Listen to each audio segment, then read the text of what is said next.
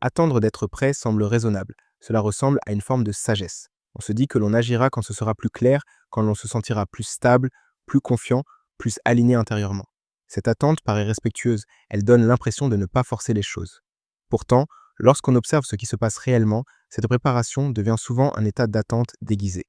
Être prêt signifie généralement se sentir différent de ce que l'on est maintenant, plus sûr, plus calme, moins hésitant, plus certain de soi. Et tant que cet état n'est pas là, quelque chose est reporté, une décision, une parole, un mouvement. La vie elle est mise en pause dans l'espoir qu'un état futur viendra autoriser l'action ou la détente. Mais ce report n'est pas neutre. Il crée une distance avec l'instant présent. L'attention se tourne vers un futur idéalisé dans lequel l'état intérieur serait enfin suffisant. Le moment actuel devient alors une phase transitoire. Il n'est pas pleinement habité. Il est traversé en attendant mieux. Dans cette posture, l'état intérieur reste suspendu. On ne rejette pas explicitement ce qui est là, mais on ne s'y installe pas non plus. Quelque chose reste en retrait, comme si l'expérience actuelle n'était pas encore légitime. Et cette retenue crée une tension discrète mais constante. Beaucoup confondent cette attente avec de la patience. Pourtant, la patience véritable n'attend rien. Elle n'exige pas que l'état change pour être vécu. L'attente d'être prêt, elle, conditionne l'état présent à une transformation future. Tant que cette transformation n'a pas eu lieu, l'état intérieur reste incomplet. L'état créateur ne se déploie pas depuis cet endroit. Non parce que l'attente serait une erreur, mais parce qu'elle empêche l'état présent de se stabiliser. Tant que l'on vit depuis un pas encore, l'état intérieur ne peut pas s'installer pleinement. Il est toujours orienté vers ce qui devrait arriver pour que la vie commence vraiment. Il est important de voir que cette attente est rarement consciente. On ne se dit pas que l'on refuse le présent. On se dit que l'on se respecte, que l'on prend soin de soi, que l'on attend le bon moment. Mais intérieurement, quelque chose reste conditionnel, comme si l'expérience actuelle devait encore être validée par un état futur. Tu es le créateur de ta réalité, non pas lorsque tu te sens enfin prêt, mais lorsque l'état depuis lequel tu vis n'est plus conditionné par une version future de toi-même. Tant que l'on attend d'être prêt pour vivre pleinement, la vie est vécue à distance, comme une répétition. Cette vidéo ne cherche pas à encourager l'action impulsive, ni à nier le discernement. Elle invite simplement à observer depuis quel état cette attente apparaît. Est-ce une clarté réelle ou une manière subtile d'éviter l'inconfort de l'instant présent? C'est dans cette observation que quelque chose commence à se déplacer. Non par décision, non par effort, mais parce que l'idée même d'être prêt, vue clairement, commence à perdre son évidence. Et lorsque cette évidence se dissout, l'état créateur n'est plus repoussé à plus tard. Il devient accessible ici, dans l'expérience directe de ce qui est déjà là. D'être prêt ne se manifeste pas toujours comme une hésitation évidente. Elle se glisse souvent dans des raisonnements très simples, presque raisonnables. On se dit que l'on a encore besoin de temps, que quelque chose doit encore se clarifier, que l'on ressentira bientôt plus de stabilité, et pendant ce temps, l'état intérieur reste suspendu. Cette attente peut prendre la forme d'une préparation permanente. On lit, on réfléchit, on observe, on se dit que l'on se prépare intérieurement.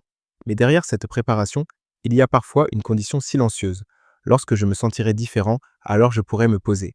Tant que cette condition n'est pas remplie, l'instant présent reste insuffisant. Dans la vie quotidienne, cela apparaît de manière très concrète. Quelqu'un attend de se sentir plus confiant avant de s'exprimer. Un autre attend d'être plus calme avant de décider. Un autre, encore, attend d'être certain de ne pas se tromper avant d'avancer. Dans chaque cas, l'état présent est mis entre parenthèses. Ce mécanisme crée une tension particulière. Elle n'est pas toujours inconfortable, mais elle est constante. L'attention reste tournée vers un futur intérieur idéalisé. Et tant que ce futur est attendu, le présent n'est jamais pleinement habité. Il est vécu comme une étape, pas comme un espace de vie. Beaucoup pensent que cette attente est une forme de respect de soi. Pourtant, elle repose souvent sur une méfiance silencieuse envers l'état actuel. Comme si ce qui est vécu maintenant n'était pas encore fiable. Comme si l'on devait attendre une meilleure version de soi pour vivre pleinement. L'état créateur ne se déploie pas depuis cette méfiance. Non parce que l'état présent serait insuffisant, mais parce qu'il est traité comme provisoire. Tant que l'on attend d'être prêt, l'état intérieur reste instable. Il dépend de ce qu'il devrait devenir. Tu es le créateur de ta réalité, non pas lorsque tu atteins enfin l'état que tu attendais, mais lorsque l'état depuis lequel tu vis n'a plus besoin d'être amélioré pour être vécu. Tant que l'on attend d'être prêt, l'expérience est toujours légèrement repoussée. Lorsque cette dynamique est vue clairement, sans jugement, quelque chose commence à s'alléger. L'esprit voit que l'attente n'apporte pas la stabilité promise, qu'elle maintient au contraire une distance avec la vie telle qu'elle est vécu maintenant. À mesure que cette attente est reconnue, l'attention commence à revenir naturellement vers l'instant. Non parce que l'on se force à être présent, mais parce qu'il n'y a plus d'intérêt à suspendre la vie à un état futur.